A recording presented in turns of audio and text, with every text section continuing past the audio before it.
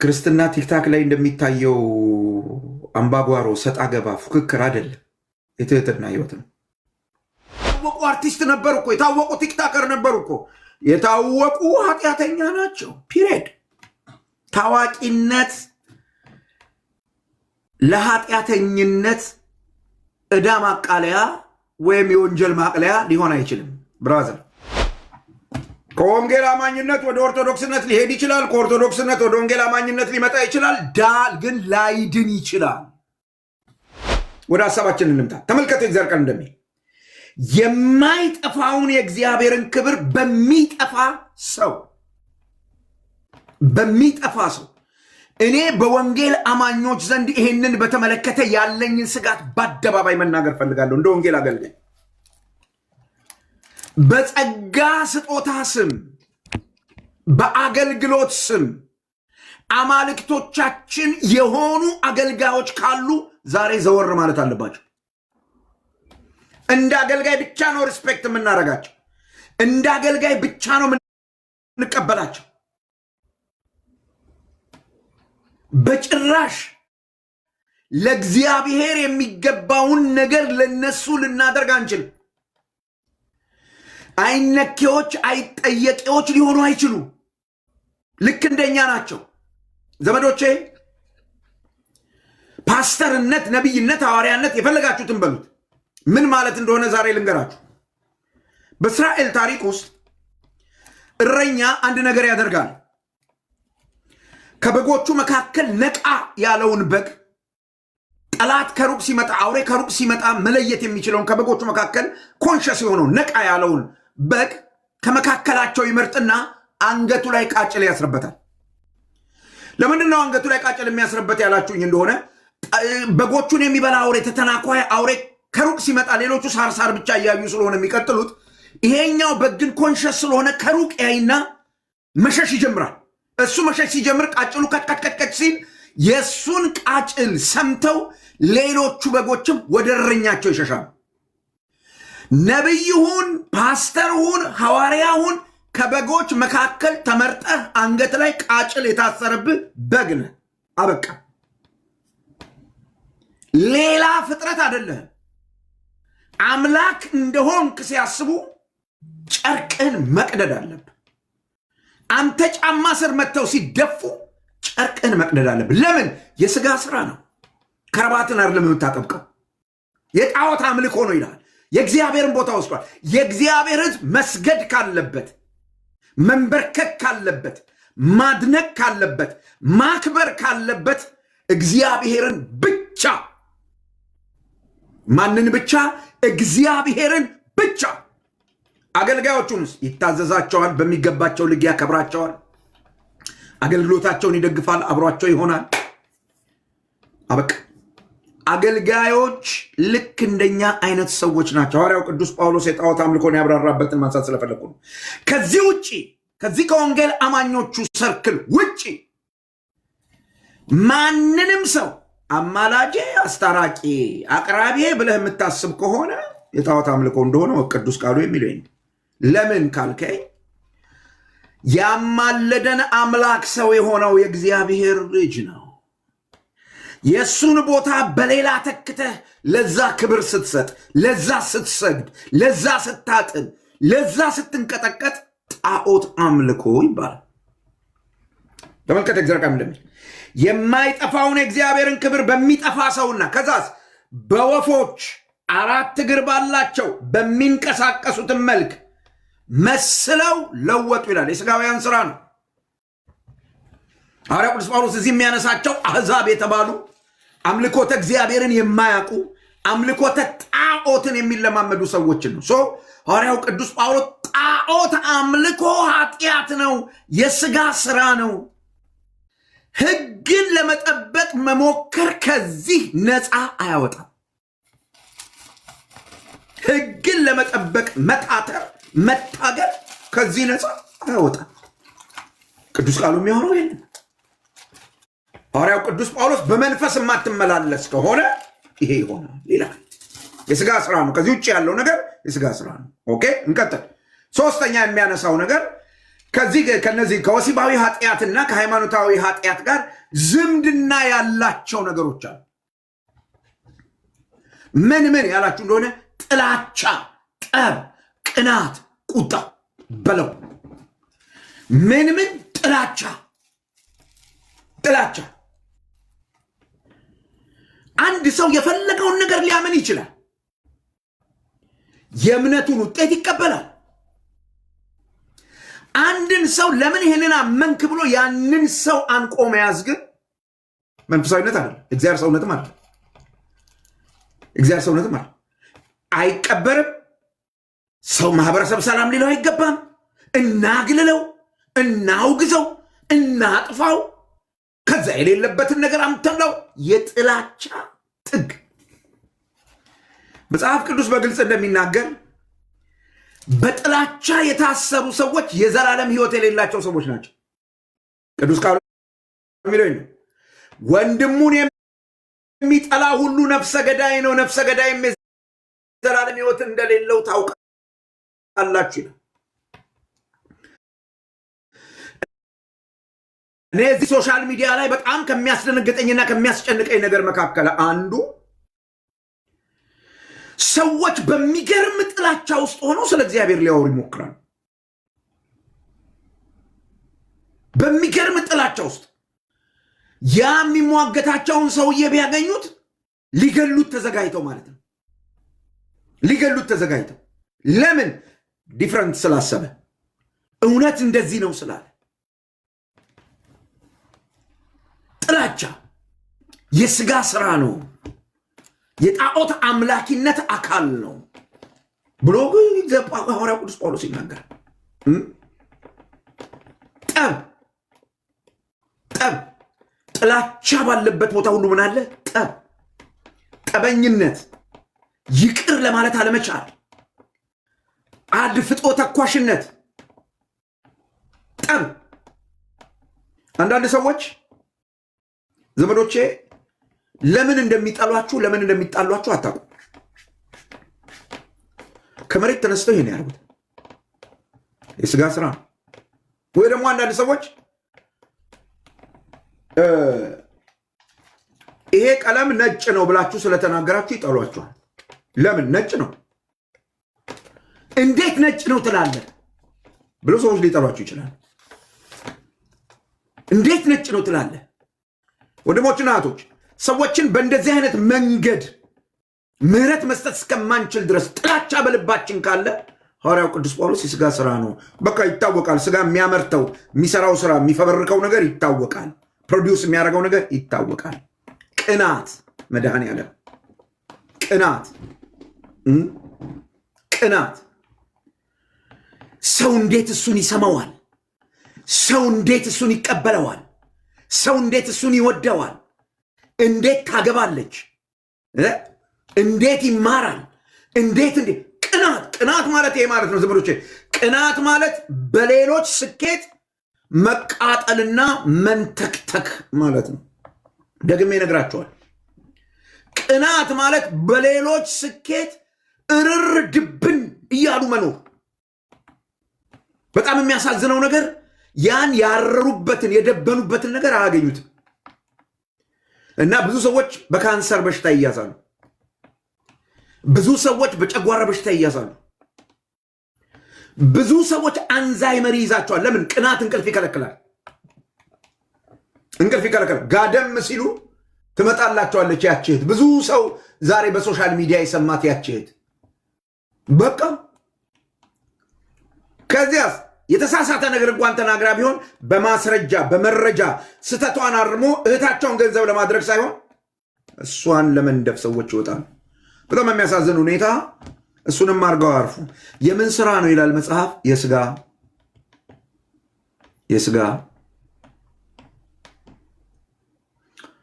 የሥጋ።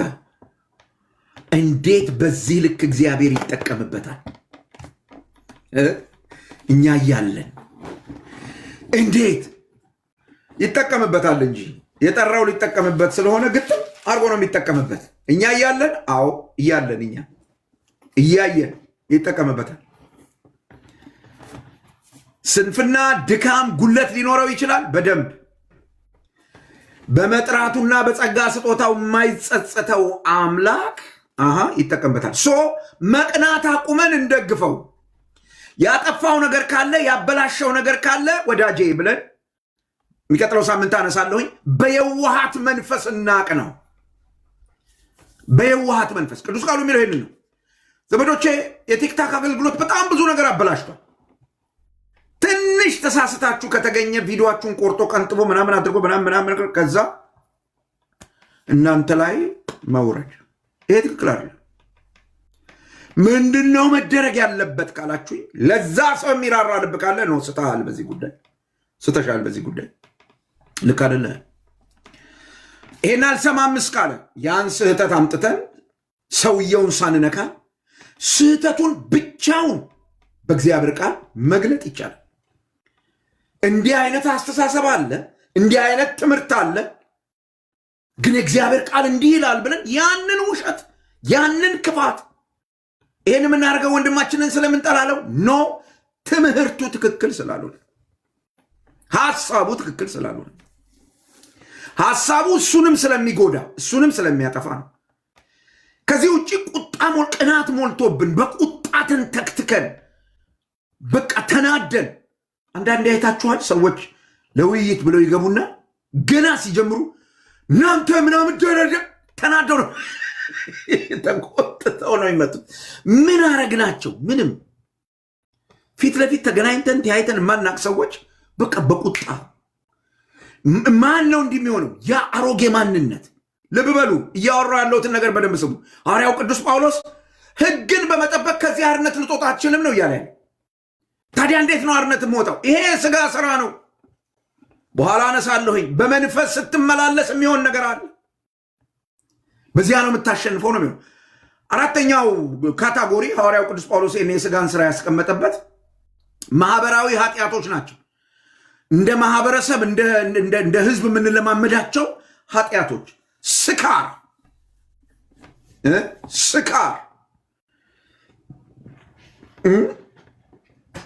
ስካር ዘንድሮ ሰው በዋይን ብቻ አይደለም የሚሰክረው፣ በነገርም ይሰክራል፣ በወሬም ይሰክራል። ስካር የሥጋ ስራ ነው። ልቅነት እና ዘፋኝነት ብሎ ሐዋርያው ቅዱስ ጳውሎስ አስቀምጧል። ኦርጂ የሚል ቃል ነው። ልቅ የሆነ ራስን መግዛት የሌለበት ከጣዖት አምልኮ ጋር የተያያዘ። ይህንም በደንብ ላሳያችሁ ፈልጋለሁ። አንድ ወንድ ወይም አንዲት ሴት በተቃጠለ የወሲብ ፍላጎት ውስጥ የሚከት ሙዚቃ እየሰማች ጸጉሯ፣ ጭኗ፣ ባቷ ምናምን በዛ የሚነድ ኡርጂ ማለት እሱ ነው። ምን እያደረገ ነው? በዛ ሙዚቃ ያችን በምናብ ዓለም ያለች ሴት እያመለቀ፣ ሰውየውም ጋር እንደዛው ሴትዮዋ ስታደርገው ማለት ነው። የማን ስራ ነው ይሄ ይላል ጳውሎስ? የሥጋ። እነዚህ አሁን የዘረዘርናቸው ነገሮች በሙሉ የሥጋን ስራ አካቷል ማለት አይደለም፣ ግን ወካይ ሆነው ተቀምጧል። ስለዚህ እንድናተኩርበት የተፈለገው ነገር ምንድን ነው? ሐዋርያው ቅዱስ ጳውሎስ ያነሳው ቁጥር 19 ላይ ያላችሁ እንደሆነ ስራ የሚለው ሥጋ ይሰራል፣ ፕሮዲውስ ያደርጋል፣ ያመርታል። በመንፈስ የማትመላለስ ከሆነ፣ በመንፈስ መመላለስ ከሌለ፣ ሕግ ጠብቃለሁ ስላልክ ብቻ ሥጋ ይሄንን ማድረግ አይከለከልም፣ አያቆምም። ለምን? ሕጉ ሥጋን ሊዋጋው ስለማይችል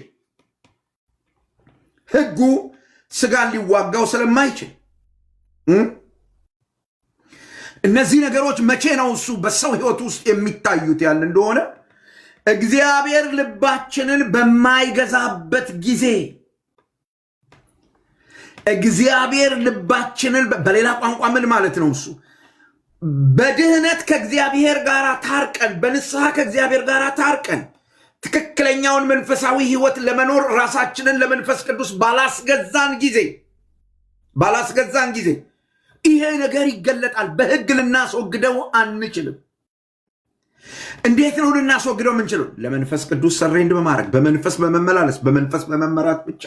ሐዋርያው ቅዱስ ጳውሎስ እንዲህ አይነቱን የህይወት ስርዓት እንደ ዋዛ እንዳይመለከቱት ከባድ ማስጠንቀቂያ ይሰጣል ሐዋርያው ጳውሎስ። ከባድ ማስጠንቀቂያ ምንድነው የሚላቸው ያላችሁ እንደሆነ እንዲህ ያሉትን የሚያደርጉ አስቀድሜ እንዳልኩ የእግዚአብሔርን መንግስት ምን አይሉም አይወርሱም። ለምን? ያልዳኑ ሰዎች ስለሆኑ፣ ያሮጌው የወደቀው ሰው ተፈጥሮ ባህሪ ስለሆነ አይወርሱም ይላል ጳውሎስ። ጳውሎስ ይህን ማስጠንቀቂያ ሲናገር የዳነ ሰው በክርስቶስ ኢየሱስ አምኖ የዳነው አማኝ ቅድም ያነሳሁት በህይወቱ የመንፈስና የስጋ ጦርነት እየተካሄደ ያለው አማኝ መዳንን ያጣል እያለ ነው? በጭራሽ። ድህነቱ ይጠፋል እያለ ነው? በጭራሽ። እሱን አይደለም እያለ ያለው ጳውሎስ። ታዲያ ምንድነው ጳውሎስ እያወራ ያለው? በስጋ የሚገዛ አንድ ያልተለወጠ ልብ ይሄንን ይመስላል ነው እያለ ያለው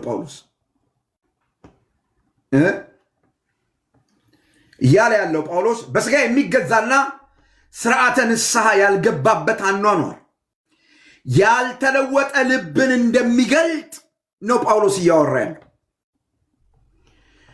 አልተለወጠም ያ ልብ፣ አልተገኘም ያ ልብ፣ አልዳነም ያ ልብ። ስለዚህ ለክርስቲያን ለዳነው ሰው በዚህ ጦርነት ውስጥ ላለ ሰው እነዚህ የስጋ ባህሪያት የሚባሉትን ነገሮች አንዴ ከዳንኩ በቃ ድኛለሁ ምናምን ብሎ ነው የሚቀበላቸው? ኖ፣ በጽኑ ነው የሚቃወማቸው። ለምን? የሱ ስላልሆኑ ያልታደሰው ሰው፣ ንስሐ ያልገባው ሰው፣ ያልተመለሰው ሰው፣ ልቡ ያልተለወጠው ሰው የዚያ ሰው ስራዎች ስለሆኑ በክርስቶስ ኢየሱስ አምኖ የዳነው ሰው ነው። በክርስቶስ ኢየሱስ አምኖ የዳነው ሰው በዳግም ልደት ልቡ ተለውጧል። ድኗል። እና ከዚህ ነፃ ለመውጣት ምንድነው ማድረግ ያለበት? በመንፈስ መመላለስ፣ ሕጉን መጠበቅ ሳይሆን በመንፈስ መመላለስ። እና በመንፈስ ሲመላለስ ምን ይሆናል? ዋው! ቁጥር 22 ተመልከት ምን እንደሚል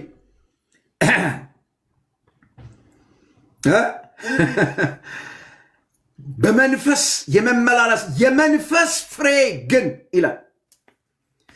ይሄ በመንፈስ መመላለስ ከእግዚአብሔር የተካፈልነው ህይወት የሚያድግበት የሚበዛበት መስመር ነው። ኢየሱስ ምን አለ?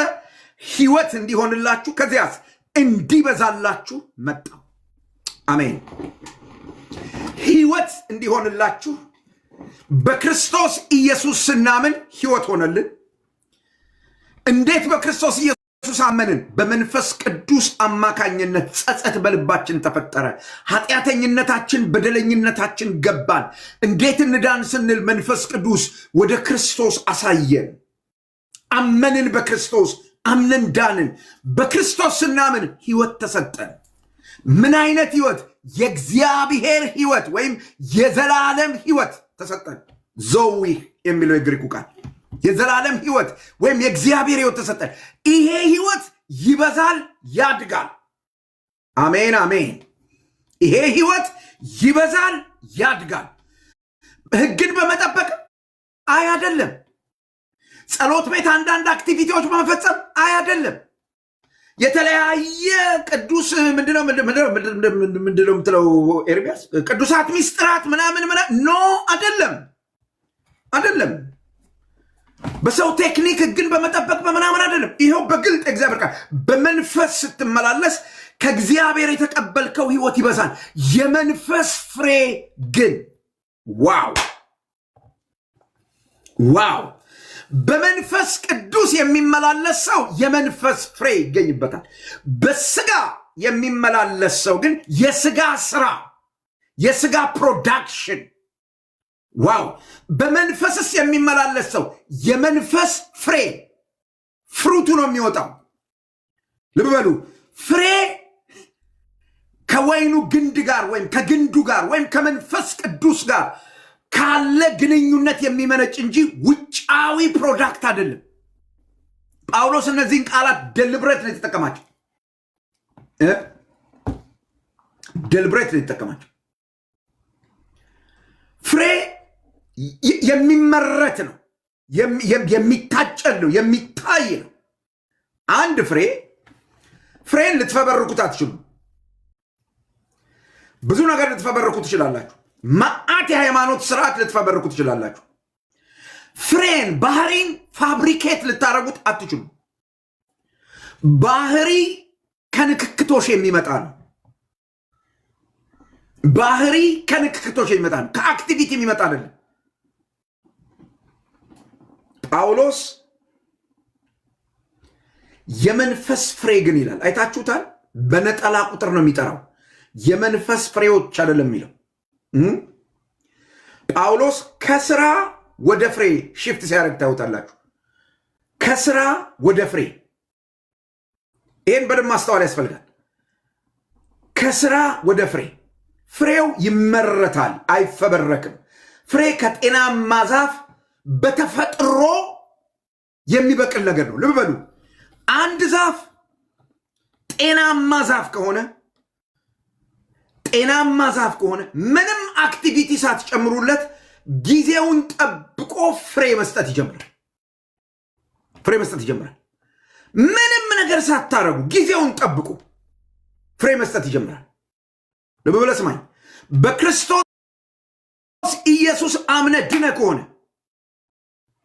ራስን ለመለወጥ ትግል አይደለም የሚያስፈልግ። ታዲያ ምንድን ነው የሚያስፈልገኝ?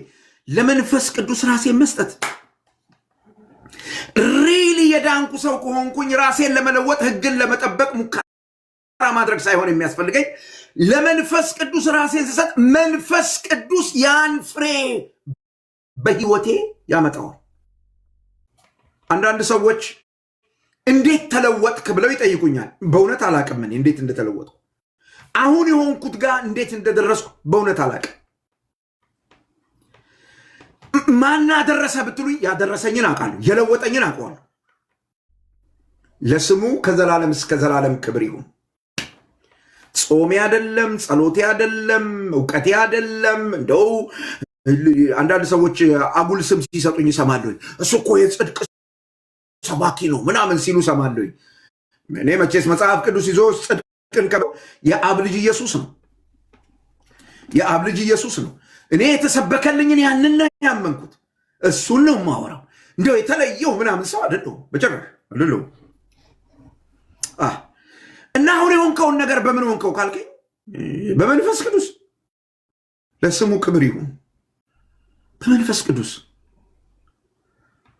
በመንፈስ ቅዱስ ያፈራል።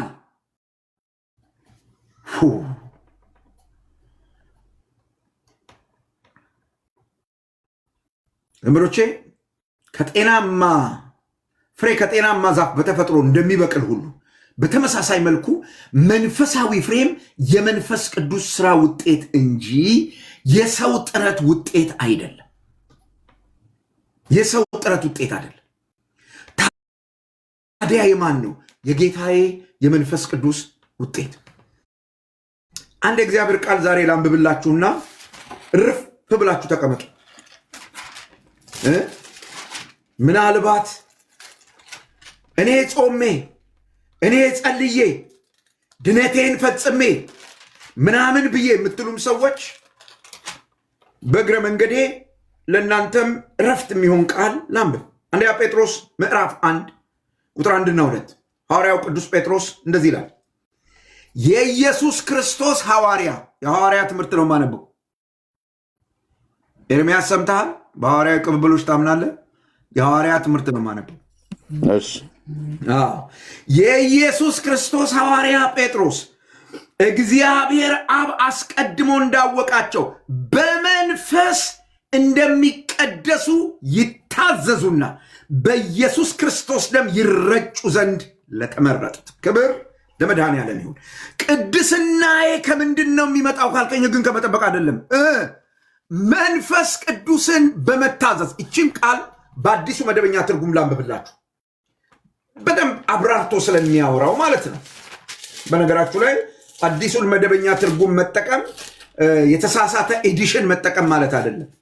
የመጽሐፍ ቅዱስን ኤዲሽን አመጣጥ በደንብ ካጠናችሁና ካወቃችሁ ይሄ 300 ሊቃውንት የተሳተፉበት መጽሐፍ ነው።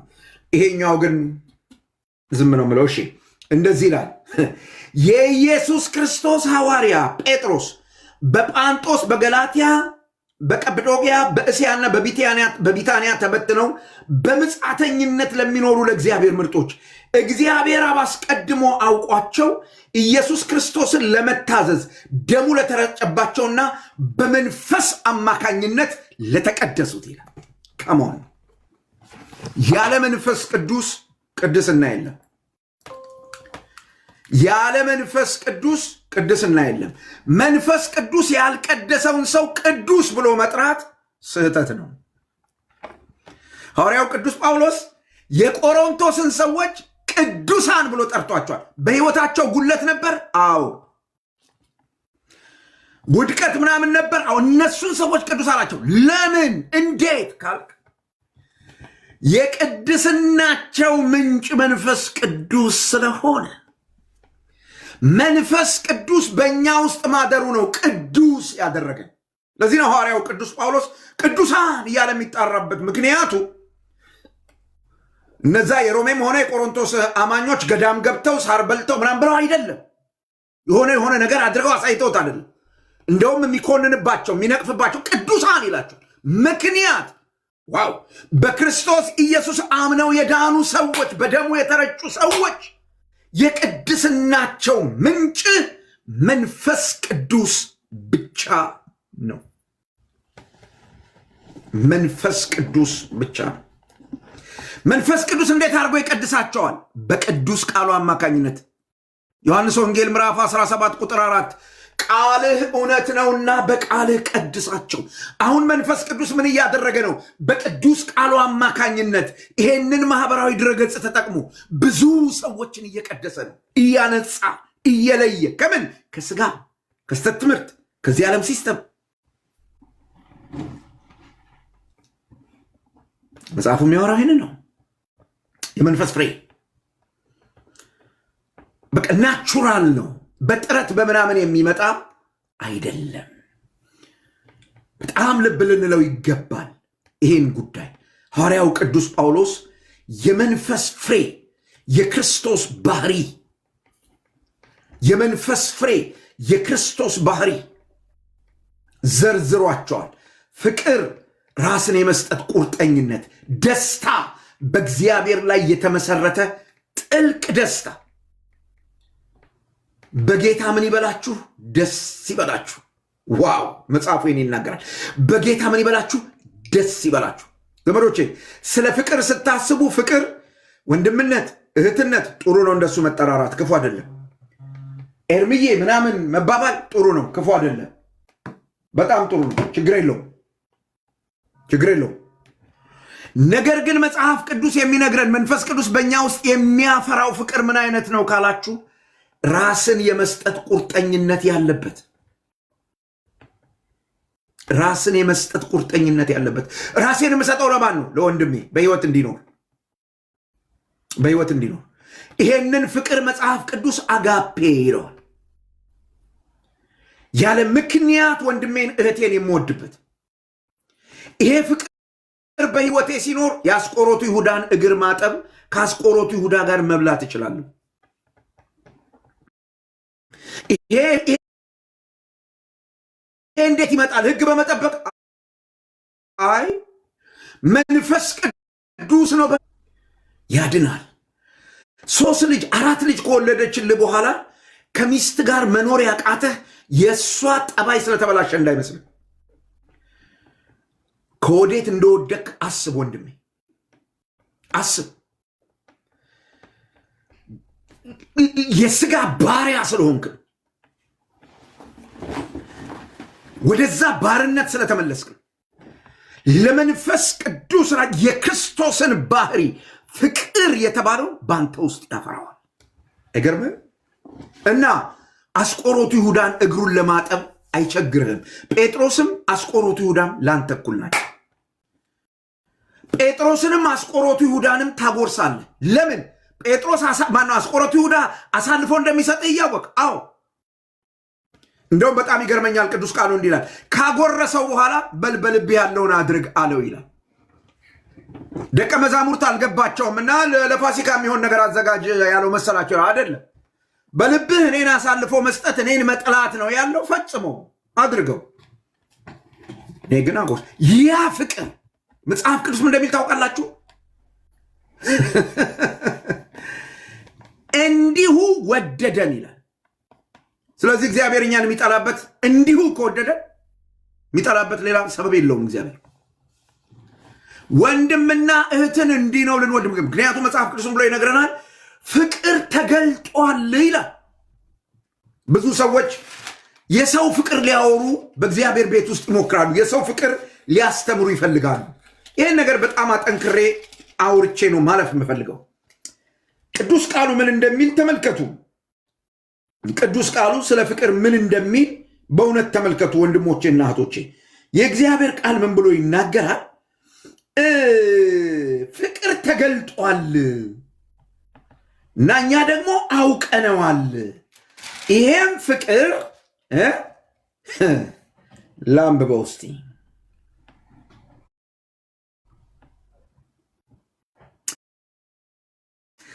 ነገር ግን የዚህ ዓለም ገንዘብ ያለው ወንድሙ የሚያስፈልገውን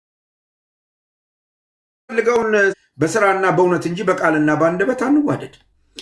ልባችን በእኛ ላይ በሚፈርድበት ሁሉ ከእውነት እንደሆነን በዚህ እናውቃለን። በፊቱ ልባችንን እናሳርፋለን። እግዚአብሔር ከልባችን ይልቅ ታላቅ ነውና ሁሉንም ያውቃል። ወዳጆች ሆይ ልባችንስ ባይፈርድብን በእግዚአብሔር ዘንድ ድፍረት አለን።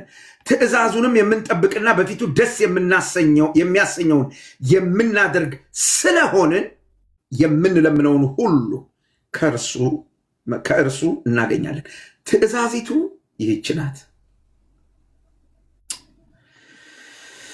በኢየሱስ ክርስቶስ ስም እናምን ዘንድ ትእዛዝንም እንደሰጠን እርስ በርሳችን እንድንዋደድ ዘንድ ይላል።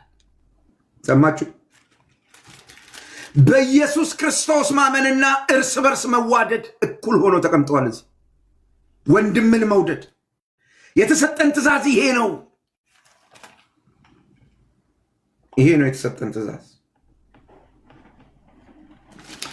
ይሄን ትእዛዝ የሚጠብቅ በእርሱ ይኖራል ይላል።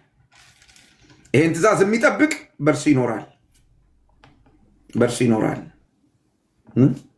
ይሄን ትእዛዝ የሚያደርግ ሰው በእርሱ ይኖራል። ደግሜ አንድ ክፍል በብዛው እንደዚህ ይላል። ወጣ ብዬ ከመጀመሪያ የሰማችኋት መልእክት እርስ በርሳችን እንዋደድ የምትል ይህች ናትና ከክፉ እንደነበረ ወንድሙን እንደገደለ እንደ ቃየን አይደለም። ስለምንስ ገደለው? የገደለውማ የገዛ ስራው ክፉ የወንድሙም ስራ ጽድቅ ስለነበረ ነው። ለዚህ ነው የገደለው። ወንድሞች ሆይ ዓለም ቢጠላችሁ አትደነቁ። እኛ ወንድሞችን የምንወድ ስለሆንን ከሞት ወደ ሕይወት እንደተሻገርን እናውቃለን። ወንድሙን የማይወድ በሞት ይኖራል። ወንድሙን የሚጠላ ሁሉ ነፍሰ ገዳይ ነው። ነፍሰ ገዳይ የሚሆነ ሁሉ የዘላለም ሕይወት በእርሱ እንዳይኖር ታውቃላችሁ። እርሱ ስለኛ ነፍሱን አሳልፎ ሰጥቷልና በዚህ ፍቅርን አውቀናል ይልና ተመልከቱ የእግዚአብሔር ቃል ምን እንደሚል። በዚህ ፍቅርን አውቀናል ይልና ቀጥሎ ያለውን ነገር ይሁ እኛም ስለ ወንድሞቻችን ነፍሳችንን አሳልፈን እንድንሰጥ ይገባናል። ይሰማል? ይሰማል ወይ? ይሄን በሕግ ታመጣዋለህ? ኖ። መንፈስ ቅዱስ በአንተ ውስጥ የሚያፈራው ፍሬ ራስን የመስጠት ቁርጠኝነት፣ ራስን የመስጠት ቁርጠኝነት። ፍቅርን በደንብ አውቀናል። እንዴት አወቃችሁ ፍቅርን? እርሱ ስለኛ ለማይገባን ሰዎች፣ ለኃጢአተኞቹ፣ ለበደለኞቹ፣ ቁጣው ሊነድብን ለሚገባ ሰዎች ራሱን አሳልፎ እንደሰጠ አይተናል። በመስቀል ላይ በአደባባይ ገብቶናል። ፍቅር ምን እንደሆነ ገብቶናል። ፍቅር እንትናዬ እንትንዬ ምናምንዬ ማለት አይደለም። ስለ ታሪኩ ለሞት መታዘዝ ነው። አሰላፍ ብሮ ትቀልዳለህ።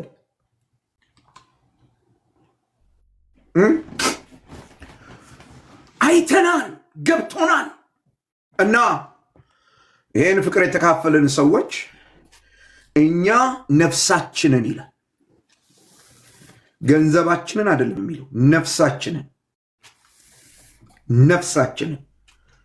ነፍስ እንቀበላለን ወይስ ነፍስ እንሰጣለን? ዘመዶች ጥያቄው ይሄ ነው። አየው፣ መዳን የሆነ የሃይማኖት ዕቃቃ ጨዋታ አይደለም። ክርስትና የሚባለው ይሄ ነው ያመንኩት ህይወት እንትን ጠብቅ ተብያለሁ፣ እንትን ፈጽም ተብያለሁ። እንደሱ አይደለም ብራዘር። ከመንፈስ ቅዱስ ጋር በሚደረግ ህብረት መንፈስ ቅዱስ በህይወቴ የሚያፈራው ፍሬ ነው። እንዴት ያልከኝ እንደሆነ ኤርሚያስን መውደድ እንድችል አየው። ከዚህ ህይወት ሊያጎሏቸው ነው ህግ ይዘውባቸው። ይሄ በህግ ይመጣል አይመጣም? የለም። ደስታ ሐዋርያው ቅዱስ ጳውሎስ ለፊልጵስዩስ ሰዎች እንዲህ አላቸው፣ በጌታ ደስ ይበላችሁ። አሁንም ተመለስኩ ደስታን ከማውራቴ በፊት። እንዲህ አይነቱ ፍቅር ዘመዶቼ ስሜት ሳይሆን ባህሪ ነው። አንዳንድ ሰዎች በፍቅር ስም ሊያምታቱ ይሞክራሉ። ሐዋርያው ቅዱስ ጳውሎስ ፍቅርን በተመለከተ በጣም ግልጽ የሆነ ነገር በአንደኛ ቆሮንቶስ ምዕራፍ 13 ላይ ነግሮናል። በሰዎችና በመላእክት ልሳን ብናገር ፍቅር ከሌለኝ እንደሚጮህ ናስ ወይም እንደሚንሻሻው ጸናጽል ሆኛለሁ። ትንቢት ቢኖረኝ ምስጢርንም ሁሉና እውቀትን ሁሉ ባውቅ ተራሮችንም እስካፈልስ ድረስ እምነት ቢኖረኝ ፍቅር ግን ከሌለኝ ከንቱ ነኝ። ከዚያስ ደሆችንም ልመግብ ያለኝን ሁሉ ባካፍል ይላል። ያለኝን ሁሉ ባካፍል። ከዚያስ ስጋዬንም ለእሳት መቃጠል አሳልፌ ብሰጥ። ስለማን? ስለ ድሆች። ፍቅር ግን ከሌለኝ ምንም አይጠቅመኝም። ደሃ ብላ እንድትድን ይለኛል የአገሬ ሰው። ደግሞ አሁን መጥቶ ደሃን ማብላት ደሃን ከመውደድ ነው የሚመነጨው እንጂ ጽድቅ ለመግዣ አይደለም። 1 ብር ወስደህ 1505 ሳንቲም አድርገህ በንተ ምናምን እያልክ ሰጥተህ የሆነ ነገር ለመግዛት የምታደርገው አይደለም። ፍቅር ግድ ብሎ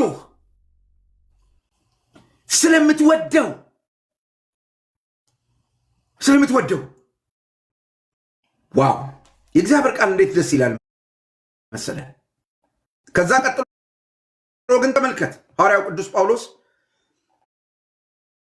ሰው በዚህ ፍቅር የዚህ ፍቅር መልኩ እንዳይጠፋበት ጋር ፍቅር አይቀናም፣ ፍቅር አይመካም። እየሰማ ነው። ቅናት የማሰራ ነው ነበር ያለን ጳውሎስ ቅድም። የስጋ መንፈስ ፍቅርን በውስጥ ሲያፈራ ቅናት በውስጥ የለም። በሰው መሳካት ተኝተታ ደስ ይላል። እኔ ባህላችን ራሱ ያበሳጨኛል ዘመዶች። አንድ ሰው አልበላም አልጠጣም ብሎ አንጀቱን አስሮ መኪና ሲገዛ ወይ ቤት ሲገዛ የፍንጥር ጋብዘኝ ይላሉ ሰዎች። እንዴ እኛ ነን እንጂ መጋበዝ ያለብን። መኪና ገዝታ አሁንም የፍንጥር ጋብዘኝ ደስ ብሎኛል። አረ ትክክል አይደለም። መኪና ስለገዛህ ደስ ብሎኛል፣ ናስቲ ጥሩ ምሳ ልጋብዝህ ነው የሚባለው። የምትወደው ከሆነ በሱ ስኬት ደስ የሚል ከሆነ እንዴ ለመኪና መግዣ ያለውን አሟጦ ሰጥቶ እንደገና ደግሞ ለአንተ ምሳ ለምን ታስጨንቀዋለህ? ስለተበሳጨህ ካልሆነ በስተቀር ስለተናደድክ ካልሆነ በስተቀር ለምን ማረግ ያለብህ ቤት ሲገዛ፣ ትዳር ሲይዝ፣ ልጅ ሲወልድ፣ መኪና ሲያገኝ፣ በትምህርቱ ሲሳካለት ስለተሳካልህ ደስ ብሎኛል ና ምሳ ልጋብዝህ። እኛ እኮ እንዲህ ስለማናደርግ ነው ሰዎቹ ቤት ሲገዙ ድግስ ይደግሳሉ፣ እንደገና ገንዘብ ተበድረው ትንሽ ምናምን ከኛ ሊቀበሉ።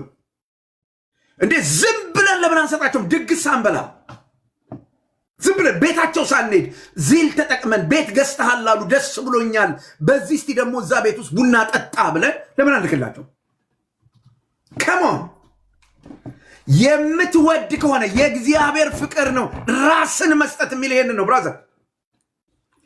አርቲፊሻል ፍቅር ቤተ ክርስቲያን ውስጥ ተቀምጦ ነው ጣጣ ውስጥ ይገባል። ፓስተርዬ ነብዩዬ ሙላዩት አቁሙ ይሄንን ቀልድ።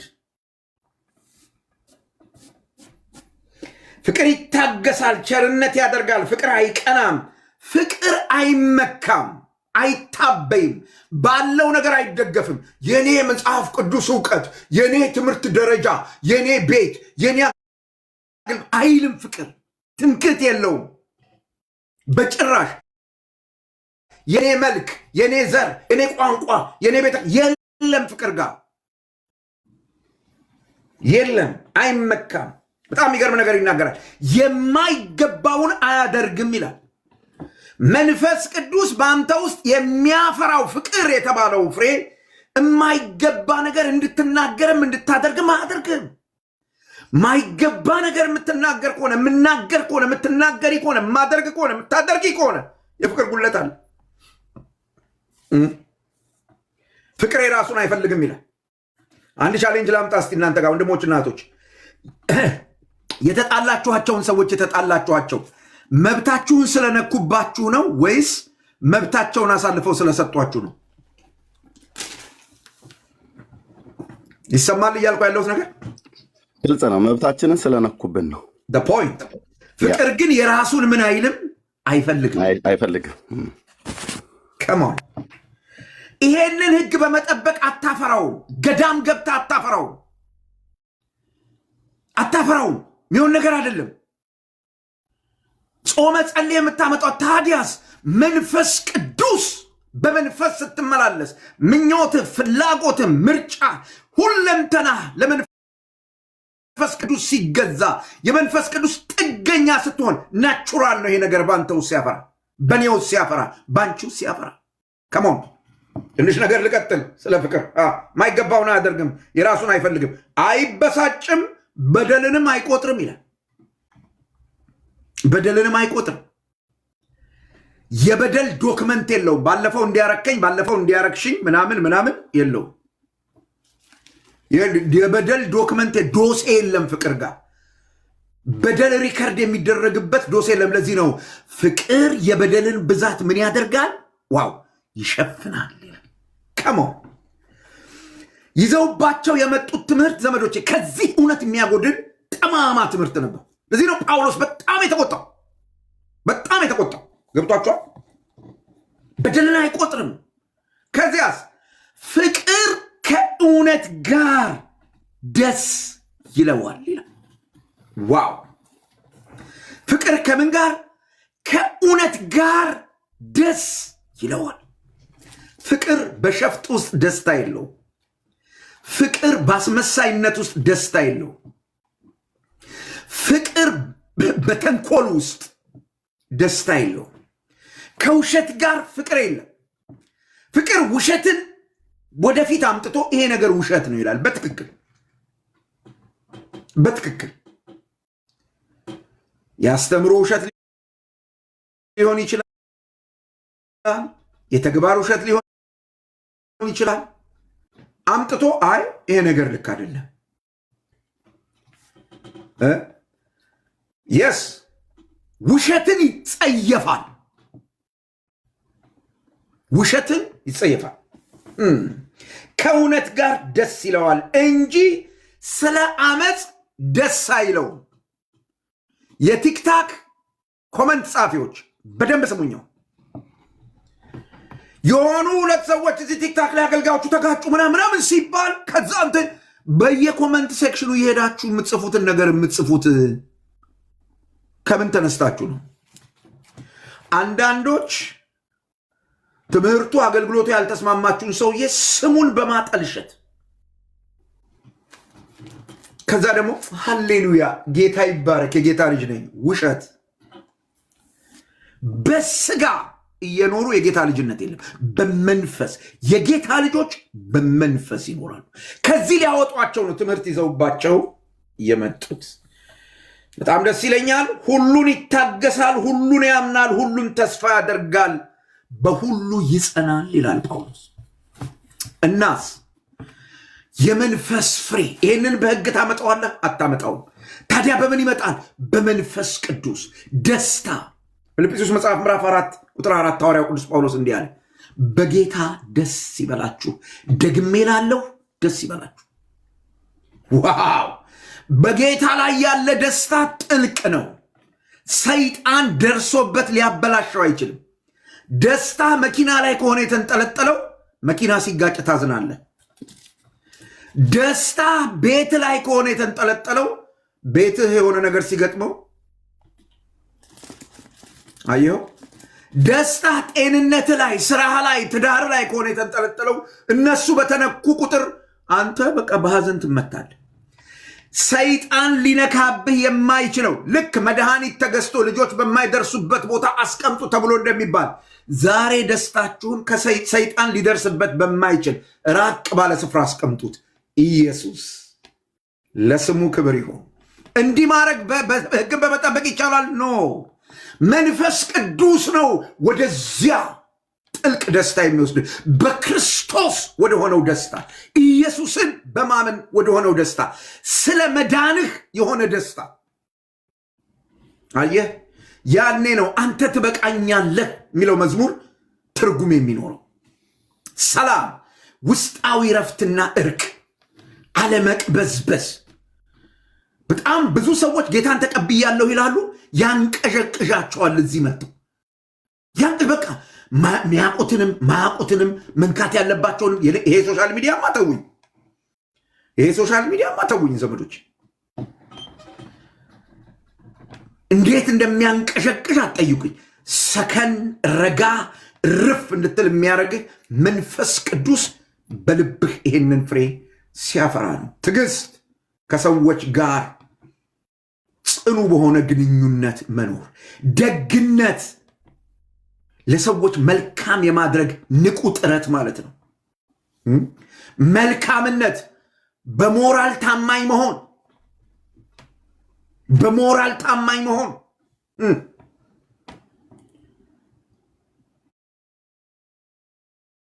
ታማኝነት፣ ሰዎች ዳውት የማያረጉን ከኛ ጋር ለመነገድ፣ ከኛ ጋር ለማገልገል፣ ከኛ ጋር ለመስራት፣ ከኛ ጋር አብሮ ለመሆን እንደዚህ ይሆን ብለው ማያዩን ታማኞች፣ ለምንናገረው ቃል ኢንቴግሪቲያችንን የምንጠብቅ ሰዎች፣ ወሻወሼ ያልሆነ ሰው እንዴት ይቻላል? መንፈስ ቅዱስ ይህንን በሕይወት ሲያፈራው። ገርነት፣ ይሄ ሪጂዲቲን በቁጥጥር ስር ማዋል ማለት ነው። ገርነት፣ ከጠንካራ ከግትርነት ነፃ መሆን፣ ራስን መግዛት፣ ሰልፍ ዲስፕሊን። ዋው! ሰልፍ ዲስፕሊን። ያለ መንፈስ ቅዱስ ራስን መግዛት አይቻልም። የመንፈስ ፍሬ ግን ይሄ ነው ይላል።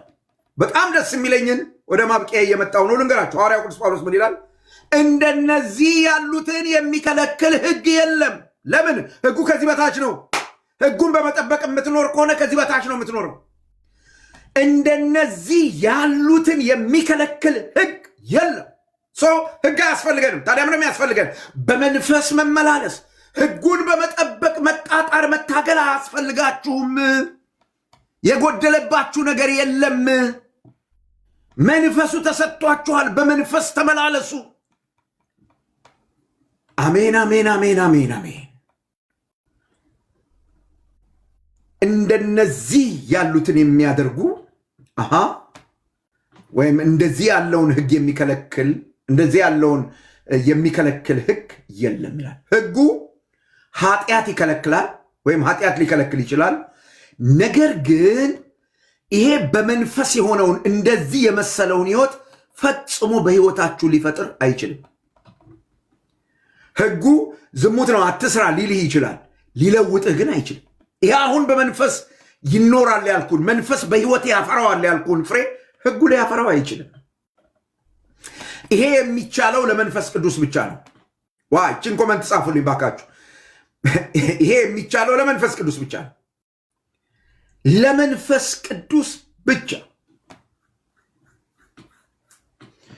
ስለዚህ ሕግን በመጠበቅና በራስ ጥረት በእግዚአብሔር ዘንድ ሞገስ ለማግኘት መጣጣር ሳይሆን የሚያስፈልገን የመንፈስ ቅዱስ ጥገኛ መሆን፣ ራስን ለመንፈስ ቅዱስ መስጠት እና እርሱ የክርስቶስን ባህሪ በእኛ እንዲገልጠው መፍቀድ።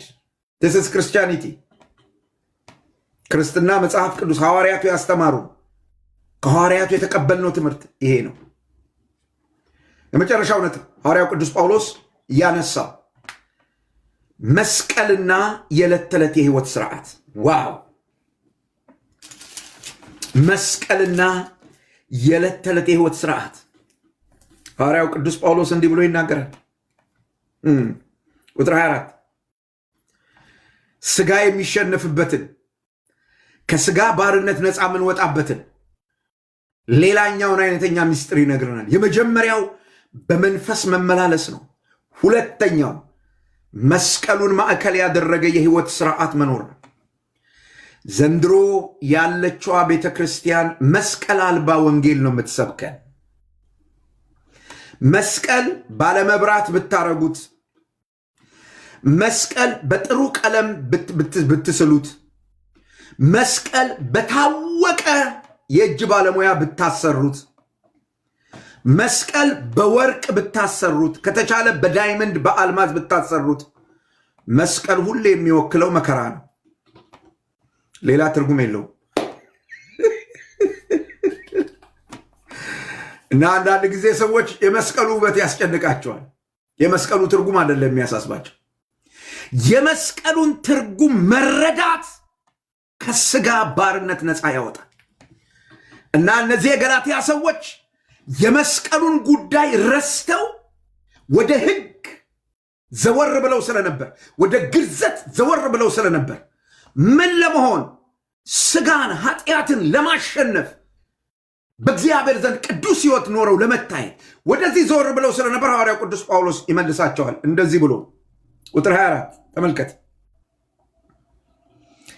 የክርስቶስ ኢየሱስ የሆኑት ስጋን ብቻውን አይደለም፣ ደግሞ ስጋን ከክፉ መሻቱና ከምኞቱ ጋር ሰቀሉ። አቤት አቤት አቤት አቤት! ይሄንን መገንዘብ ማለት ምን ማለት ነው? ሶስት ነገር ላንሳ። አንደኛ መስቀሉን መረዳት፣ መስቀሉን መገንዘብ ማለት ምን ማለት ነው ካላችሁ፣ በዕለት ተዕለት የህይወት ስርዓታችን ውስጥ ማንነታችን በክርስቶስ ውስጥ ያለንን ማንነት መገንዘብ። አንድ ሰው በክርስቶስ ኢየሱስ አምኖ ድኗል ማለት ምን ማለት እንደሆነ ሐዋርያው ቅዱስ ጳውሎስ እንደዚህ ብሎ ይነግረናል። ሁለተኛ ቆሮንቶስ ምዕራፍ 5 ቁጥር 13 እና 14። ዛሬ በደንብ ጌታን መቀበል ካለብን ዛሬ ጌታን እንቀበላለን አብረን ዘመዶቼ። ሐዋርያው ቅዱስ ጳውሎስ በክርስቶስ ኢየሱስ አምኖ መዳን ማለት የተጠመቁበት ውሃ ሳይደርቅ ወጥቶ ቲክታክ ላይ ዝም ብሎ አንደበትን ማላቀቅ ማለት ነው። ተመልከት ምን ማለት እንደሆነ። ከወንጌል አማኝ ወደ ኦርቶዶክስ፣ ከኦርቶዶክስ ወደ ወንጌል አማኝ፣ ከእስልምና ወደ ወንጌል አማኝ ምናምን መሄድ ምናምን ማለት ነው። አይደለም። በነገራችሁ ላይ ከየትኛውም ሃይማኖት የትኛውም ሰው መጣም ሄደም የሚጨምረው የሚቀንሰውም ነገር የለም። ዝም ብላችሁ ወከባ አትፍጠሩ። ለምን ያላችሁኝ እንደሆነ ሁሉ ኃጢአትን ሰርተዋል፣ የእግዚአብሔር ክብር ጎድሏቸዋል። ፒሪየድ። ስፔሻል የምንለው ሰው የለን። እንትና እኮ ጌታን ተቀበለ። ምን ያስደንቃል? ኃጢአተኛ ነው። ታዲያ ምን ምርጫ አለው ጌታን ከመቀበል ውጭ? ጉድ ጉድ ጉድ! የምን ጉድ ነው እሱ? የምን ጉድ ነው? ተረጋጉ። እዚህ ሶሻል ሚዲያ ላይ ወከባ የምትፈጥሩ እንትና ተመለሰች፣ እንትና መጣ፣ እንትና ሄደ ብላችሁ የምታርገበግቡ ሰዎች ነው። ከወንጌል አማኝነት ወደ ኦርቶዶክስነት ሊሄድ ይችላል። ከኦርቶዶክስነት ወደ ወንጌል አማኝነት ሊመጣ ይችላል። ግን ላይድን ይችላል። ስፔሻል የሚባል ሲድን የምናጨበጭብለት ሰው የለም። ሁሉ ኃጢአትን ሰርተዋል። 4 ነጥብ። የእግዚአብሔር ክብር ጎሏቸዋል። 4 ነጥብ። እና ፕሬዚዳንት ነበሩ እኮ፣ የታወቁ አርቲስት ነበሩ እኮ፣ የታወቁ ቲክታከር ነበሩ እኮ፣ የታወቁ ኃጢአተኛ ናቸው። ፒሪየድ። ታዋቂነት ለኃጢአተኝነት ዕዳ ማቃለያ ወይም የወንጀል ማቅለያ ሊሆን አይችልም። ብራዘር፣ ያውም በዓለም ያለ ትቀልዳለህ። ኦኬ፣ ጌታን መቀበል ማለት ነው። ተመልከት፣ የመስቀሉን ስራ በትክክል ለመገንዘብ በክርስቶስ ውስጥ ራስን ማግኘት ምን ማለት እንደሆነ ላሳየህ። ሁለተኛ ቆሮንቶስ ምዕራፍ 5 ቁጥር 13 እብዶች ብንሆን ለእግዚአብሔር ነው፣ ባለአእምሮች ብንሆን ለእናንተ ነው ይልና ቁጥር 14 እንዲህ ለጳውሎስ ይህን ስለቆረጥን ምንድነው የቆረጣችሁት? ጳውሎስ ጌታን ለመከተል ነው፣ ጌታን ለመቀበል። ይህን ስለቆረጥን የክርስቶስ ፍቅር ግድ ይለናልና። የትኛው የክርስቶስ ፍቅር? አንዱ ስለ ሁሉ ሞተ፣ እንግዲያስ ሁሉ ሞቱ። እንደ ሞተ የሚያምን ሰው አሁን በዚህ ኮሜንት መጻፊያ ላይ መሞቱን የተቀበለ ያረጋገጠ ሰው ካለ ሞቻለሁ ብሎ ይጻፍልን። ይሄን የሚደፍር አንዱ ስለ ሁሉ ሞተ፣ እንግዲያው ሁሉ ሞቱ። ክርስቶስ በመስቀል ሲሞት፣ በደንብ አድርጋችሁ ስሙኝ በጥንቃቄ። ክርስቶስ በመስቀል ሲሞት በኃጢአት ምክንያት የሞተውን ሰው የተባለውን ዘር ሁሉ ይዞት ሞተ። አዳም በኤደን ገነት ያንን ፍሬ በመብላት ባለመታዘዝ ሲሞት የሰውን ልጅ ሁሉ ይዞት እንደሞተ፣ የሰውን ልጅ ይዞት እንደሞተ ኢየሱስ ክርስቶስም የሰው ዘርን ሁሉ ይዞ በመታዘዝ በመስቀል ላይ ሞተ። ያድናል የአብ ልጅ።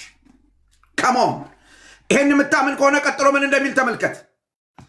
አንዱ ስለ ሁሉ ሞተ፣ እንግዲያስ ሁሉ ምን አደረጉ? ሞቱ ይላል። ከዛስ በሕይወትም ያሉት ሞቶ በሕይወት መኖር። ሐዋርያው ቅዱስ ጳውሎስ ያለው አሁን እኔ ሞቻለሁ። እንዴት? ከክርስቶስ ጋር ተሰቅዬ። እንዴት ነው የምትኖረው? እዚሁ ገላትያ መጽሐፍ ምዕራፍ 2 የነገረን አሁን የምኖረው ኑሮ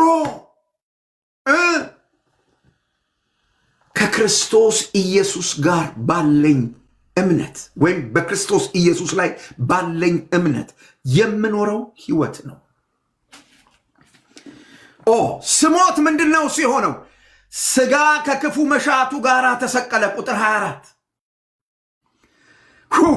ይሄ መጽሐፍ ቅዱስ ክፍል በቃ ስለ እረፍት ነው የሚያወራው። ስለ እረፍት ከኔ ጋር የሚታገለው ከመንፈስ ቅዱስ ጋር የሚዋጋው እኔን ለካ የሚያስጨንቀኝ ኦሬዲ በክርስቶስ መስቀል ላይ ምን የሆነው ነው የተገደለው የሞተው። እና በሕይወት ያሉት ወደፊት ለማን ይኖራሉ? በሕይወት ያሉትም ስለ እነርሱ ለሞተውና ለተነሳው እንጂ ወደፊት ለራሳቸው እንዳይኖሩ ስለ ሁሉ ሞተ። ራሴን በክርስቶስ ውስጥ ሳገኝ ወደ መስቀሉ ቀና ስል ምን ያለሁ ያልከኝ እንደሆነ ታሪኩ ሞቷል። የሞተው ታሪኩ አሁን በሕይወት ይኖራል። ለማን ይኖራል? ለክርስቶስ። ለክርስቶስ። እንግዲያው ለክርስቶስ ዝሙት አልሰራለትም። ለክርስቶስ ከወንድሜ ጋር አልጣላለትም። ለክርስቶስ ምንም ነገር አላረግለትም። እርሱ በእኔ እንዲኖር ፈቅድለታለሁ። እረፍት። አሮጌው ኑሯችን፣ አሮጌው ማንነታችን፣ አሮጌው ሰው ተፈጥሯችን በመስቀል ተቸንክሯል።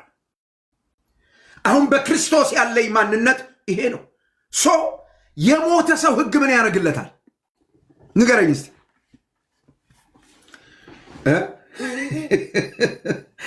የሞተ ሰው እኮ ፍርድ ቤት ቀርቦ በሕግ አይዳኝም። ኦልሬዲ ያበቃል። ፋይሉ ይዘጋል። ያድናል የአብ ልጅ። ፋይሉ ይዘጋል። የሞተ ሰው በቃ አለቀ። የክርስቶስ ኢየሱስ የሆኑቱ ሥጋን ከክፉ መሻቱ ጋር ሰቀሉ፣ ሞቱ፣ ተደመደመ። አድርግ አታድርግ እኔ ላይ እንዴት አድርጎ መጥቶ ይሰራል? ታዲያ እንዴት እኖራለሁ? በመንፈስ ቅዱስ አዲስ ሕይወት። ከሞት በኋላ ሌላ ሕይወት ነው ያለው። አትጠጣ፣ አትስከር፣ አታመንዝር፣ አትዋሽ፣ አትጣላ፣ አትሳደብ ምናምን የሚሰራው መስቀልን ለማያቅ አማኝ ነው። ወይም አማኝ ነኝ ለሚል የመስቀል እውነት ላልገባው ሰው በክርስቶስ ኢየሱስ ሞትና ትንሣኤ በመከራው ሳምን አም ዴድ ቱ ሲ እሱ ስለ ኃጢአት ሞተ ይላል። በሕይወት መኖርን ግን ለእግዚአብሔር ይኖራል ይላል። ያድናል የአብ ልጅ። የመጀመሪያው ነገር ይሄ ነው ዘመዶች። ስለዚህ ሥጋ ምንም እንኳን ለቁጥጥር እያስቸገረ ቢታገልም መቼውንም ግን የእኛ ጌታ ሆኖ ሊቀጥል አይችልም። ግፈፉት ተብለናል፣ እንገፈዋለን። በምን? በእግዚአብሔር ቃል እውቀት። አሮጌው ሰው ስጋ የሚገፈፍበት ስልካራ ቅዱስ ቃሉ ነው፣ የቃሉ ሰይፍ። ጳውሎስ ይህንን የነገረን በቆላሲስ መጽሐፍ ምዕራፍ 3 ቁጥር 9 ላይ የፈጠረውን እንዲመስል እውቀትን በማግኘት የሚታደሰውን አዲሱን ሰው ለብሳችሁታል። አሮጌውን ሰው ከስራው ጋር ምን አድርጋችኋል? ገፋችኋል። በምን? በእውቀት ሰይፍ።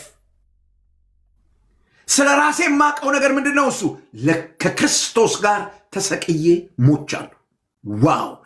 ከክርስቶስ በኋላ ማነሳዋለሁ። ምዕራፍ 6 ላይ ስንደርስበት ሐዋርያው ቅዱስ ጳውሎስ እንዲህ ብሎ ይናገራል። እኔ ዓለም ለእኔ ከተሰቀለበት ከክርስቶስ መስቀል በስተቀር ሌላ ትምክህት ከኔ ይራቅ ይላል። ለምን? ከስጋ ስራ ተጽዕኖ ነፃ ያወጣኝ፣ ከዚህ ዓለም ባርነት ነፃ ያወጣኝ መስቀሉ ላይ መሞቴ ነው። ከመሆን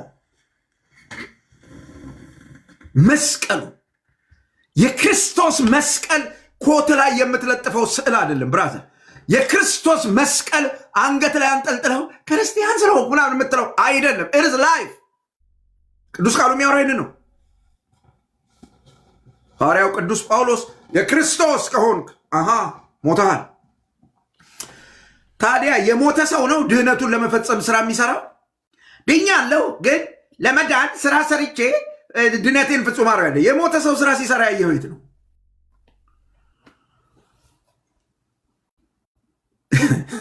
እነዚህ ሰዎች እሺ፣ የሞተ ሰው ስራ ሲሰራ ያያችሁት የት ነው? ኧረ በጭራሽ የለም። በሞተ ሰው ላይ የሚሰለጥን ህግ የለም። ስለዚህ ህግ ይኸውላችሁ፣ ሞትን መቀበል ከባድ ነው፣ ህግን መፈጸም ቀላል ነው። ለዚህ ነው ሰዎች ይሄን አረጋለሁ ያንን አረጋለሁ የሚሉት። መሞትህን መቀበል ሞት እኮ ነው። አየው፣ በጣም ያስፈራል። ወደ ክርስቶስ መስቀል መጥተህ አሁን እኔ ኦሮሞ አይደለሁም ሞቻለሁ፣ ስለዚህ እንደ ኦሮሞ ደሜ ኦሮሞ ተነካ ብዬ ሊንተከተክ አይችልም። አሁን እኔ ሰባኪው አስተማሪው ታሪኩ የሆነ ሰውዬ እዚህ ሰደበኝ ብዬ ደሜ ሊንተከተክ አይችልም። ለምን? ከክርስቶስ ጋር ተሰቅዬ ስለሞትኩ ብለድ ሰርኩሌሽን ሬጉሌት አድርጓል። ከመሆን ትዳርህ ውስጥ ይሄ ነው የሚያስፈልግህ። ባልንጀርነት ውስጥ ይሄ ነው የሚያስፈልግህ። ጳውሎስ ይሄን ነው የሚያወራው። የገላትያ መጽሐፍ ይሄን ነው የሚያወራው። አየኸው? በጣም እኮ ነው የሚገርመኝ። ዋው! ስጋ መቼውንም በእኔ ላይ ጌታ ሊሆን አይችልም፣ በአንቺ ላይ ሊሆን አይችልም። ዊ አር ዴድ ቱ ሲ። የእግዚአብሔር ስም የተባረከ ይሁን። ኦኬ፣ ይሄ የመስቀል እውነት በህይወታችን እንዲሰራ ታዲያ የእኛ ኃላፊነት ምንድን ነው? ሐዋርያው ቅዱስ ጳውሎስ የሚያነሳውን የእኛን ኃላፊነት ላንሳ። ምን ይላል? በመንፈስ ብንኖር በመንፈስ ደግሞ እንመላለስ ይላል። የመስቀሉ የህይወት ስርዓት በህይወቴ እንዲሰራ ምን ያስፈልገኛል? በመንፈስ መመላለስ። ቁጥር 25 ለምን? መንፈስ ቅዱስ ህይወትን ስለሚሰጠኝ፣ መንፈስ ቅዱስ ህይወትን ስለሰጠኝ። ምን ማለት ነው? በመንፈስ መመራት ማለት በየቀኑ የህይወት ስርዓቴ የመንፈስ ቅዱስን ምሪት ተከትዬ መውጣትና መግባት። ለዛ ነው መጽሐፉ ሲናገር በእግዚአብሔር መንፈስ የሚመሩ እነዚህ የማ ልጆች ናቸው? የእግዚአብሔር ልጆች ናቸው። መንፈስ የሚመራው ሰው፣ ሁኔታ የማይመራው ሰው፣ ስሜት የማይመራው ሰው፣ መንፈስ ቅዱስን መስማት የሚችል። ልመርቃችሁ ዘመዶቼ፣ ጌታ መንፈስ ቅዱስን መስማት ወደምትችሉበት አቅም እግዚአብሔር በሙላት ያስገባችሁ፣ በሙላት ያስገባችሁ። ክርስትና ያኔ ነው በቃ እየጣፈጣችሁ ጌታን የምትከተሉት፣ መንፈስ ቅዱስን እየሰማችሁ። ይናገራል እኮ ጌታ መንፈስ ቅዱስ ያወራል እኮ። በእውነት እኔ በጥቂቱ ማቃት ልምምዳለች፣ በጣም በጥቂቱ ማቃት ልምምዳለች። ያወራል ያወራል። አስታውሰኝ መንፈስ ቅዱስ። ይሄን ማስታወስ አቃተኝ ስል እኮ አስታውሶኝ ያውቃል ዘመዶች። ዕቃ ጠፍቶብኝ ጌታ መንፈስ ቅዱስ የት እንዳረኩት አጣሁ፣ የት ነው ያለው ስለው እኮ ነግሮኝ ያውቃል። በእግዚአብሔር ፊት ነው መነግራችሁ ሳልዋሽ። ለነገሩ ምን ሊሆን ብዬ ነው የምዋሸው? ምንም እናንተ ተቀበላችሁ ዋው ታሪኩ የጌታ ሰው አትበሉኝ ለዘላለም። ይህን ስላወራው ከሆነ የምትሉኝ ምንም አይሰራልኝም። ኃላፊነት አለብኝ የመስቀሉ ስራ በእኔ እንዲሰራ ምን የማድረግ መንፈስ ቅዱስን መስማት፣ በመንፈስ መመላለስ፣ እሱ በሚለኝ መስመር መሄድ፣ እሱ እንድናገር ሲፈልግ መናገር፣ ዝም በል ሲል ዝም፣ ሂድ ሲል መሄድ፣ ተቀመጥ ሲል መቀመጥ፣ የእሱን አመራር መከተል፣ ቀጣይነት ያለውና የማያቋርጥ ታዛዥነት ለመንፈስ ቅዱስ፣ ቀጣይነት ያለውና የማያቋርጥ ታዛዥነት ለጌታ መንፈስ ቅዱስ፣ ለጌታ መንፈስ ቅዱስ በመንፈስ መመላለስ። በዚያ ጊዜ ምን ይሆናል ካልከኝ፣ አሮጌው ሰው ያ መስቀል ላይ የተንጠለጠለው ከነምኞቱ የተወገደው በክርስቶስ ሞት አንተ ላይ መስራት ያቆማል። ሕጉ አንተን መግዛት ያቆማል። ለምን? በመንፈስ ቅዱስ እየተመራህ አንተን የሚገዛ ሕግ የለም። ኑሮ በመንፈስ ቅዱስ ነው። መንፈስ ቅዱስ እየመራህ ከሕጉ ጋር የሚቃረን ነገር አታደርግም። ይልቅዬ ሕጉ የሚጠይቀው ጽድቅ በሕይወት ይፈጸማል። ሕጉ የሚጠይቀው ትክክለኛነት በሕይወት ይፈጸማል። እንዴት? በመንፈስ ቅዱስ። ዋው! ሐዋርያው ቅዱስ ጳውሎስ በመጨረሻ የሚያነሳው ነገር መስቀልና የዕለት ተዕለት ምርጫን በተመለከተ አንደኛ ማንነታችንን ማወቅ ነው። ሁለተኛ መንፈስ የኛን ኃላፊነት መወጣት በመንፈስ መመራት ነው። ሶስተኛው የትህትናና የአንድነት ጥሪን መቀበል ነው። ተመልከቱ የእግዚአብሔር ቃል ምን እንደሚል የሚገለጥበትን መንገድ ነው የሚነግረን። ምዕራፍ 5 ቁጥር 26 እርስ በርሳችን እየተነሳሳንና እየተቀናናን በከንቱ አንመካ ይላል። ቁጥር 26 በመንፈስ በመመራት ውስጥ ያለው ህይወት፣ በመንፈስ ስንመላለስ ግንኙነታችን ከፉክክር ይልቅ ጸጋን ያንጸባርቃል። ካምፕቲሽን ውስጥ አንገባ። ብዙ ሰዎች ይሰቃያሉ፣ በአገልግሎታቸው፣ በኑሯቸው፣ በብዙ ነገር ይሰቃያሉ። አንደኛ ለመውጣት ዋው! በመንፈስ መኖር ስንጀምር ትሑታን እንሆናለን። እናውቃለን፣ ብዙ አናወራ። አዋቂነታችንን ለማሳየት አንታገልም። ሸሚዛችንን ሰቅስቀና ታገለኝ አንልም። ለምን? መንፈስ ቅዱስ እንዲህ አይነቱን ትዕቢት በሰው ውስጥ ስለማያፈራ፣ በእኛ ውስጥ ስለማያፈራ፣ በመንፈስ ስንመላለስ ግንኙነታችን ከወንድሞች ከእህቶች ጋር ያለን ግንኙነት በፉክክር ላይ በእኔ በልጥ ባይነት ላይ የተመሰረተ በፍጹም አይሆንም። ይልቅ ጸጋን የሚሰሙን ሰዎች ጸጋን ይካፈላሉ። በምንናገረው ንግግር ለሚሰሙት ጸጋን ይሰጥ ዘንድ እንደ አስፈላጊነቱ ማናቸውም በጎ ቃል እንጂ ክፉ ቃል ካፋችሁ አይውጣ ተብሎ በኤፌሶን መጽሐፍ ምዕራፍ 4 ቁጥር 29 እንደተጻፈ በቃ ጸጋ ይካፈላሉ ከኛ ሰዎች። ይሄንን ያንጸባርቃል።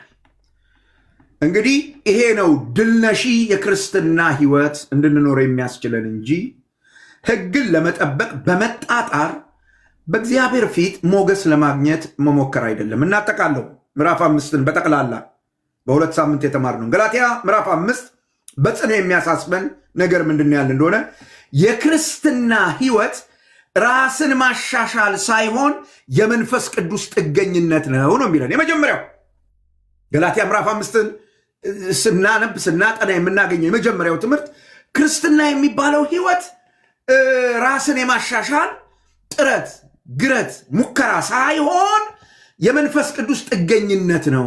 አንዱ የሚነግረን ነው። ሁለተኛው ከመንፈስ ቅዱስ ጥገኝነት ውጪ መኖር ወይም በስጋ መኖር ጥፋትን ያመጣል። ስጋ ጥፋትን ያመጣል። መንፈስ ቅዱስ ግን ወይም በመንፈስ ቅዱስ መመላለስ ግን ህይወትን ይሰጣል የሚል ትምህርት ነው የሚያስተምረን እና ድል ነሺ ህይወት የሚመጣው ድል ነሺ የክርስትና ህይወት የሚመጣው ጠንክሮ ሕግን ለመፈጸም በመሞከር ሳይሆን በመንፈስ በመመላለስ ነው ይለናል። ጠንክሮ ጥርስን ነክሶ ሕግን ለመፈጸም በመታገል ሳይሆን ራስን ለመንፈስ ቅዱስ ሰጥቶ በመንፈስ ቅዱስ ኃይል በመመላለስ ነው።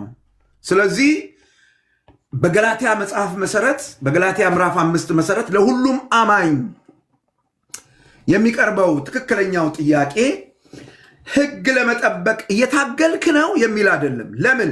ከሕጉ ጋር ምንም ጉዳይ የለንም።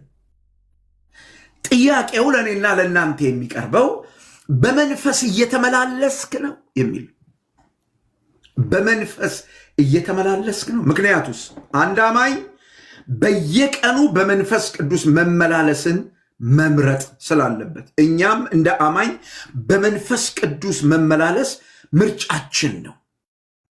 ሐዋርያው ቅዱስ ጳውሎስ የገላትያን ሰዎች ይሄንን ነው ያሳያቸው።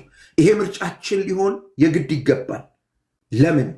እግዚአብሔር ለእርሱ ክብር በእኛ የሚገልጠውን የእርሱን ሕይወት ማየት እንድንችል በእኛ የሚኖረውን ሕይወት ማየት እንድንችል። ስለዚህ ሐዋርያው ቅዱስ ጳውሎስ በገላትያ መጽሐፍ ውስጥ የነገረን እውነት ሕግ በመጠበቅ ይዳናል፣ ሕግ በመጠበቅ ቅድስና ይመጣል የሚል አይደለም። ቅዱስ ቃሉ ይህንን ያረጋግጣል። አበቃሁ። ኤርምዬ ጌታ ይባርካችሁ።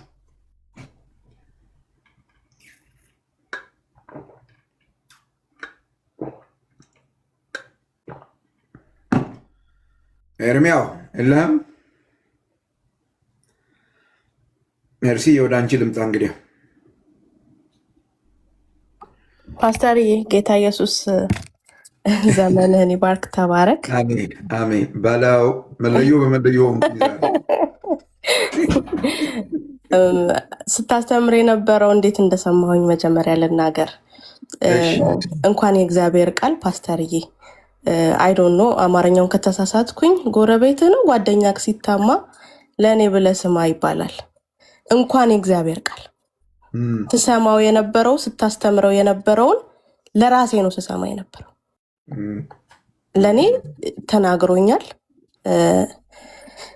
በትክክልም ራሴን መንፈሳዊ አድርጌ ባላስብም ግን እንደ ማንነት እንደ እግዚአብሔር ቃል ልክ የሆንኩባቸውን አሳይቶኛል። እንደ እግዚአብሔር ቃል ደግሞ ላስተካከላቸውና ልታረምበት የተገቡትንም ደግሞ በጣም አሳይቶኛል። ስለዚህ ይሄ በሁለት በኩል የተሳለው ሰይፍ አጥንትን ሁሉ እስኪለይ ድረስ የሚናገረው ያ ቃል ዛሬ እኔን ተናግሮኛል። አሜን። ጌታ ይባርክሽ እናቴ። አሜን። እንኳን የእግዚአብሔር ቃል እንዳልኩክ ጎረቤት ነው ጓደኛ ሲታማ ለእኔ ብለህ ስማ ይባላል። ለምን? ያ ነገር ዞሮ አንተ ጋር ሊመጣ ይችላል። ታዲያ ይሄ መንፈስ ቅዱስ ቃሉን በአንተ በኩል ሲናገር ለራሴ እያልኩ ነው የሰማሁት።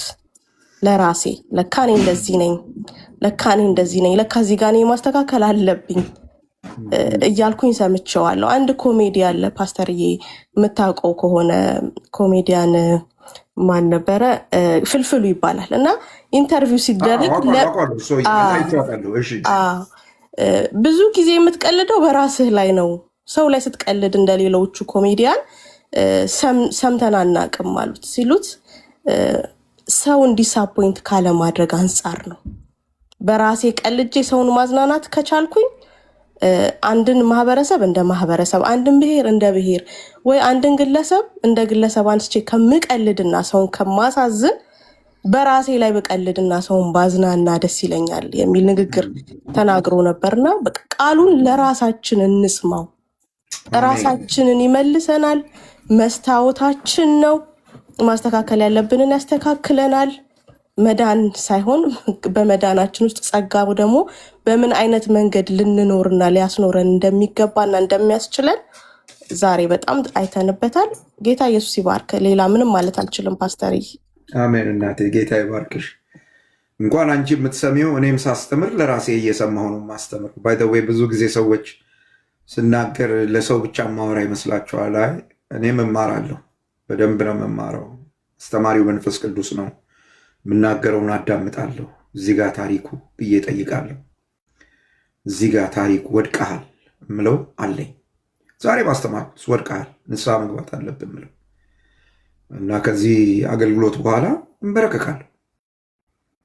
ለምን ያላችሁኝ እንደሆነ ጳውሎስ ያለው እንዲህ ነው፣ ለሌሎች ሰብኬ የተጣልኩ እንዳልሆኑ። አምናት ፐርፌክት ወንድሞች እናቶች። ክርስትና ቲክታክ ላይ እንደሚታየው አምባጓሮ፣ ሰጣ ገባ፣ ፉክክር አይደለም።